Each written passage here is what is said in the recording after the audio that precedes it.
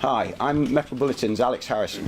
I'm here with our copper correspondent, Mark Burton, who's been covering the talks between producers and consumers for copper supply next year.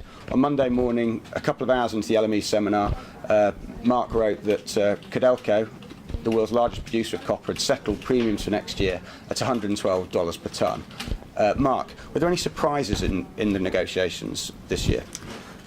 On the face of it, not really. We had a good indication of where premiums would settle ahead of LME week because Arubis offered its European customers $105. It's a significant increase, but one that broadly the market was expecting. What they weren't expecting, perhaps, was a $7 differential between Codelco's number and Arubis's. That comes as a surprise, perhaps, to consumers who will enjoy playing off both producers and other producers in Europe in their negotiations.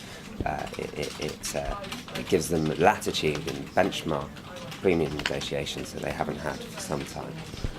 And of course, it's not only copper cathode that we're talking about. People are also talking about treatment and refining charges for next year. How are those negotiations going? Well, the clearest number that we've had during LME week came from Arubis. It is calling for a significant increase of $25 over the previous settlement, so it's looking for $95 per tonne and 9.5 cents per pound. That, it says, reflects a stronger mine supply. It may also reflect the very sharp loosening of the spot concentrates market. Okay, so in terms of the negotiations for next year, obviously miners have been in charge for the best part of 10 years now in these negotiations. Is the balance of power shifting back towards the smelters?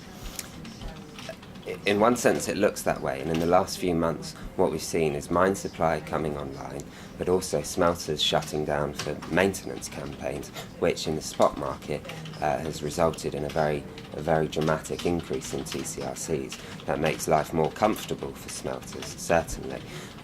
But the question I think in attempting to answer that question is whether a miner would build a smelter today. And there, I guess that what we've been talking about with miners is the cost of doing that. It costs $5,000 to $6,000 per tonne to install smelting capacity. So I guess the answer is, what, not yet? Not yet. Definitely not yet, and I think it's not only an economic consideration. There are community issues in locations like Chile, for example, and power supply issues too. Thanks very much for that, Mark. Obviously, Metal Bulletin will be covering these issues around treatment charges, cathode premiums, and the balance of power between miners and smelters in the copper market in the weeks and months ahead.